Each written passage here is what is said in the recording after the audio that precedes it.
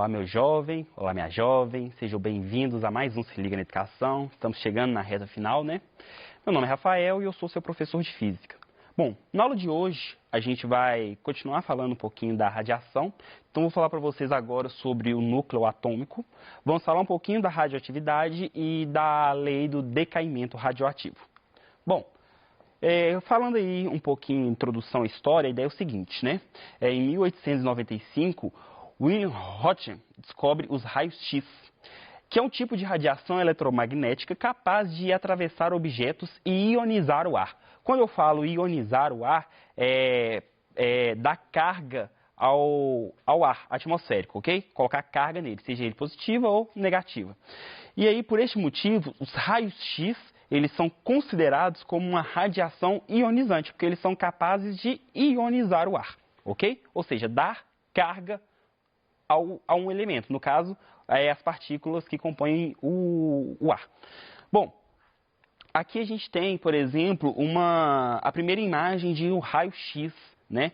Eu tenho uma placa fotográfica e essa placa ela é sensibilizada, mesmo na ausência de luz, quando o raio-X ele penetra nessa placa. Então essa placa ela fica sensibilizada e aí a gente coloca a mão lá e vai ter o formato então de uma mão, porque os raios-X eles ficam bloqueados nas regiões densas, por exemplo, o osso. Então o raio-X ele consegue atravessar os músculos, mas são retidos pelos ossos. Então a parte colorida aqui, ela foi sensibilizada pelo raio-X, porque ele conseguiu atravessar os músculos, e a outra parte, que não foi muito sensibilizada, é a parte dos nossos ossos, que conseguiu reter esse raio-X, tá ok?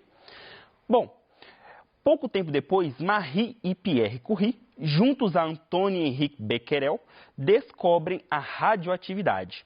E o que chamamos de radioatividade é a emissão de raios ionizantes por elementos como rádio e polônio. E esses materiais, cujo núcleo emite uma radiação, são chamados de elementos radioativos. Então, a ideia é o seguinte, tem materiais que eles emitem radiação. Tá? O núcleo desses materiais emitem radiação. E esses materiais que emitem radiação é o que a gente chama de elementos radioativos. Continuando, vamos falar um pouquinho para vocês entenderem sobre o núcleo atômico, né? O núcleo do átomo ele é uma esfera meio que pontual em relação à órbita dos elétrons que concentra praticamente toda a massa do átomo.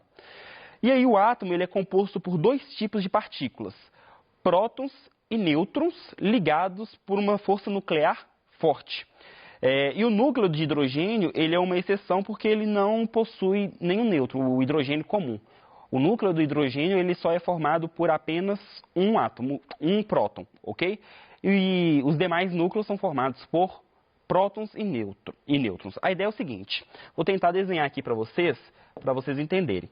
Então a gente tem um átomo, no núcleo concentra-se nesse pontinho aqui, então, os prótons e os nêutrons, e ao redor desse núcleo existem as órbitas, é o que a gente chama de eletrosfera. Então, a ideia é o seguinte, esse pontinho aqui é o que representa um núcleo, por isso que ele é tipo um formato pontual em relação à órbita, é um pontinho e nesse pontinho é que é concentrado a massa de todo o átomo, ok? Continuando aqui, deixa eu apagar. Então, há três números muito importantes para descrever as propriedades de um núcleo. Quais são esses números? Ele é muito estudado na química, ok? Número atômico, que a gente representa pela letra Z, número de nêutrons, que a gente representa pela letra N, e o número de massa. Esse número de massa seria a massa do átomo. E a massa do átomo ela vai ser igual ao número de nêutrons mais o número atômico. Lembrando que o número atômico é o número de prótons que existe no núcleo do átomo. E o número de nêutrons é justamente a quantidade de nêutrons que existe no núcleo do átomo. Se eu somo, então, a quantidade de prótons com a quantidade de nêutrons, eu vou ter, então, a massa atômica representado pela letra A. E aí, eu quero representar um elemento químico qualquer. Como que eu represento isso? Nós vamos escrever o símbolo desse elemento e aí em cima, normalmente em cima, a gente coloca a massa atômica e embaixo o número atômico. A massa atômica, ela é sempre maior que o número atômico. Então pode acontecer situações dessa massa atômica estar representada, está escrita embaixo e o número atômico em cima. Como diferenciar um do outro? A massa atômica é sempre maior. Por exemplo, vamos supor que eu queira escrever aqui, representar o carbono. Então, eu vou colocar aqui o símbolo do carbono. O carbono tem no seu núcleo exatamente 6 prótons. Então, eu coloco aqui 6, que é o número atômico, ok? E a massa do carbono é 12. O carbono comum, né, mais abundante na atmosfera, na natureza, é o 12. Então, eu coloco aqui o carbono, representado pela letra C. O 12 seria a massa atômica e o 6 seria o número atômico. Ah, eu quero representar o oxigênio. No núcleo do oxigênio existem 8 prótons e sua massa é igual a 16. Ah, professor, como saber o número de nêutrons? Nós sabemos que a massa atômica vai ser o número de nêutrons mais o número atômico. Se eu quero saber o número de nêutrons, só isolar o N. Então, o N vai ser a massa atômica menos o número de prótons, menos o número atômico. Então, por exemplo, 16 menos 8 significa que no núcleo desse oxigênio existem 16 menos 8, que dá 8. Existem 8 prótons, ok? Bom, pagando aqui para a gente continuar. E aí a gente começa então a falar da radioatividade, que é o seguinte. O Becquerel ele descobriu que cristais de sulfato duplo de urânio emitiam um tipo de radiação espontânea que sensibilizava uma chapa fotográfica. Marie e Pierre Curie desenvolveram muito dessa área, sendo responsável por isolar 2 novos minerais radioativos, o rádio e o polônio. Então, a ideia é o seguinte, o Becquerel ele descobre esses cristais de sulfato de urânio e eles emitem uma radiação. E aí, Marie Curie pesquisando, estudando mais sobre o assunto, eles descobrem mais 2 elementos radioativos que emitem radiação espontaneamente. E são eles, o rádio e o polônio, que são 2 elementos químicos existentes na natureza e esses elementos eles emitem, então, radiação. Tá? Aqui eu coloquei para vocês uma foto de Marie Curie. E uma curiosidade, que ela foi a primeira mulher a receber 2 vezes o prêmio Nobel, tá? Foi uma pesquisadora muito importante aí na área da ciência, na área da física, ok? E aí, Marie Curie ela descobriu então esses 2 elementos radioativos e experimentos mais tarde, junto com experimentos, os trabalhos de Rutherford, deram a sugestão de que a radioatividade é o resultado da desintegração de núcleos atômicos instáveis. O que seria um núcleo atômico estável? O que seria essa desintegração? Seria a transformação desse núcleo. Então, por exemplo, o núcleo de carbono existem 6 prótons e 6 nêutrons. E aí, se eu quero desintegrar esse núcleo, ele vai se transformar em algum outro núcleo, com uma quantidade a mais ou a menos de prótons, ok? Essa desintegração, normalmente, ela é espontânea. E são alguns elementos que sofrem essa desintegração, não são todos os elementos, tá? Bom, e aí quando esses elementos eles sofrem essa desintegração, vão ser lançados 3 tipos de produtos, tá? Quais são esses produtos da radiação? São eles, a emissão alfa, que a gente representa pela letra grega alfa, a emissão beta, representado também pela letra grega beta, e a emissão gama, tá? Então, vamos ressaltar aqui, na desintegração de um núcleo atômico, há então, são 3 tipos de produtos gerados, que podem ser eles, raios gama, beta ou alfa, beleza? Alfa, beta ou gama. Bom, e aí são os experimentos de Rutherford. Acontecia a desintegração e ele percebia, e ele colocava essa radiação para penetrar em um campo elétrico. E aí ele percebia que as partículas beta vinham para um lado, as partículas alfa iam para o outro, e as partículas gama, elas não sofriam desvio. A ideia é o seguinte, aqui nós temos, deixa eu colocar de azul, aqui nós temos um campo elétrico. ok? E aí o que acontece? Esse campo elétrico, ele vai ter a seguinte direção. Ele está apontado, ele sai do positivo e entra no negativo, ok?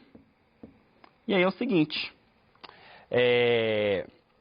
então ele percebia que as partículas beta, elas sofriam força para o lado da placa positiva, ok? E as partículas alfa sofriam força para o lado da placa negativa. E as partículas gama não sofriam desvio. O que acontece? Ele chegou numa seguinte conclusão, tá? Vale lembrar também que essas partículas elas têm um poder de penetração, tá? Mas o que varia de partícula para partícula, né? De emissão para emissão. No caso das partículas alfa, elas conseguem penetrar no máximo uma folha de papel de alumínio, tá ok? Agora, as partículas beta, elas têm um poder de penetração um pouco maior, tá ok? Por exemplo, elas conseguem penetrar numa placa de madeira. Agora, as radiações gama, elas têm um poder de penetração um pouco maior. Elas conseguem penetrar, por exemplo, 1 metro numa placa de concreto, numa placa de chumbo, ok?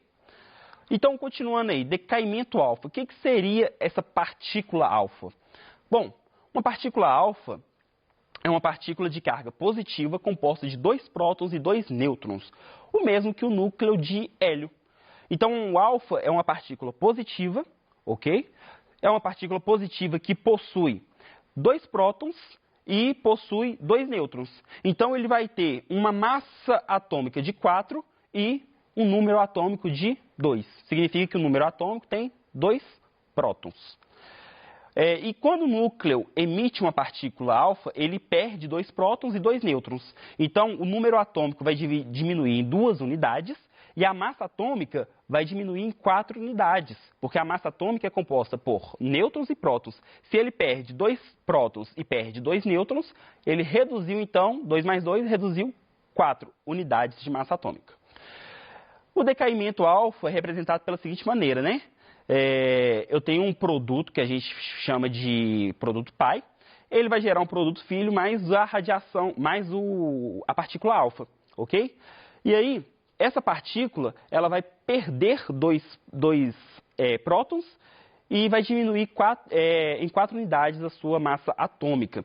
Por exemplo, o urânio, ele se desintegra, formando o tório. Então, o produto pai vai gerar um produto filho. A massa do urânio era de 92, o número atômico do urânio era de 92. Como ele perdeu 2 prótons, passou a ser 90. E a massa atômica era 238, quando ele reduziu 4 unidades, passou a ser 234. E aí ele gerou, então, o tório mais uma partícula alfa, que é composta por 2 prótons e 2 nêutrons, ok? O decaimento beta é o seguinte: a partícula beta é um elétron ou um pósitron, emitido em alta velocidade por um elemento radioativo e pode ter carga positiva ou negativa e tem massa neutra. Então, a partícula beta ela é formada por um elétron ou ela é formada por um pósitron. O pósitron ele tem as mesmas propriedades de um elétron, porém com uma carga positiva. Tá? E aí, quando o núcleo radioativo emite uma partícula beta, ele mantém sua massa e seu número atômico pode subir ou descer dependendo do tipo de emissão. Então, se ele emitir um pósitron, o número atômico dele vai aumentar. Desculpa, se ele emitir um elétron, o número atômico dele vai aumentar. Se ele emitir um pósitron, o número atômico dele vai reduzir, mas a massa continua constante. Então, aqui eu coloquei uma figura para poder ilustrar mais ou menos isso, né? Eu tenho uma desintegração do núcleo, ok? E aí, uma partícula beta, ela é emitida, um elétron é emitido, tá ok? Então, ele sai desse núcleo, desse átomo. Bom, um exemplo de material que sofre decaimento beta é o carbono 14. O carbono 14 é um carbono especial que a gente tem na natureza. Então, a ideia é o seguinte: ele vai se desintegrar, o núcleo dele vai ser aumentado uma unidade, então ele deixa de ser carbono e passa a ser um nitrogênio, porque o que define um átomo é justamente a quantidade de prótons que existe no seu núcleo. Se eu tinha 6 prótons no núcleo, era carbono. Como agora passa a ter 7, vira nitrogênio. E aí são liberados também um elétron, ok? Agora, a emissão gama. Os raios gamas são radiações eletromagnéticas com frequência muito alta e capazes de penetrar diversos materiais e ionizar o ar. Então, os raios gamas, eles já não são mais uma partícula, eles são uma radiação eletromagnética. E os raios gamas, eles são emitidos em eventos de fusão ou fissão nuclear ou decaimento radioativo de alguns elementos. Esse decaimento, ele é espontâneo, tá? É um tipo de radiação perigoso, porque ele é difícil de deter e ele pode causar câncer se atingido a pele, tá ok? A gente vai fazer um exercício 1 da página 64 do nosso PET. Em 1895, o físico alemão Wilhelm Conrad Roentgen descobriu os raios X, que são usados principalmente na área médica e industrial. Esses raios são radiações formadas por partículas alfa com grande poder de penetração, radiações formadas por elétrons dotados de grandes velocidades, ondas eletromagnéticas de frequência maiores que as ultravioletas ou ondas eletromagnéticas de frequências menores que a das ondas luminosas. O raio-x, eles são ondas eletromagnéticas com frequência maior do que o ultravioleta. Portanto, vai ser a alternativa C. Exercício 2 da página 64. Está pedindo para relacionar as radiações naturais alfa, beta e gama com suas respectivas características, né?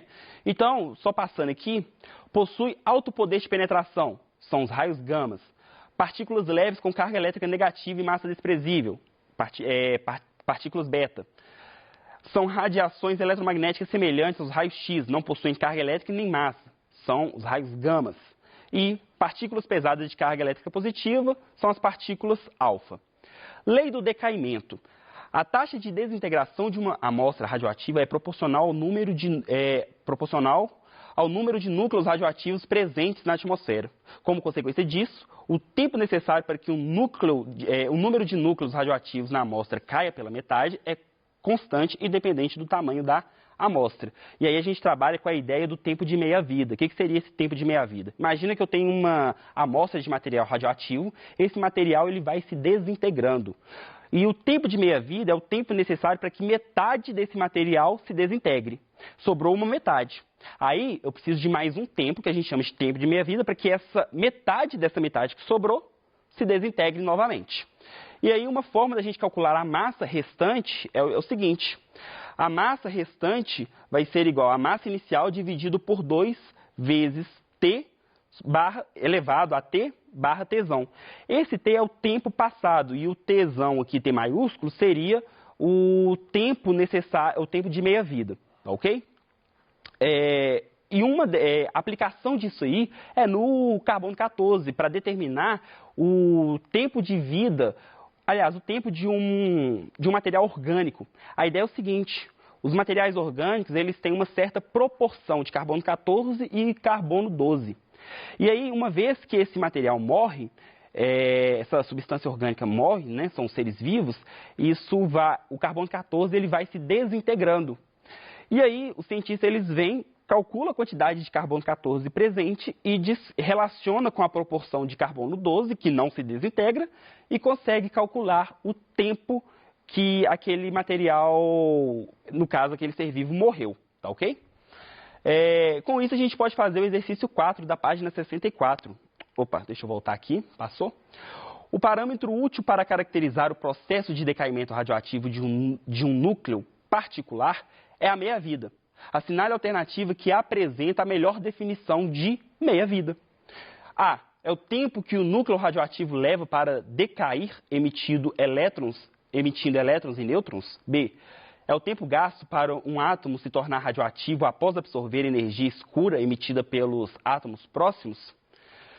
C. É o tempo gasto para que metade de um dado número de núcleos radioativos sofra decaimento. D. É a metade do tempo gasto para um dado conjunto de núcleos radioativos emitir radiação? Ou é o tempo que um elemento químico gasta para entrar e sair de um material? Bom, o tempo de meia-vida é o tempo necessário para que a metade de um elemento radioativo se desintegre. Então, vai ser a nossa letra C, ok? É o tempo gasto para que metade de um dado número de núcleos radioativos sofra decaimento. Bom, pessoal, a gente vai parar por aqui. Eu quero fazer um agradecimento especial ao Danilo Fernandes. Ele é estudante do curso de Física da UFMG, que colaborou na produção dessa apresentação. E agradeço também a sua participação. Muito obrigado.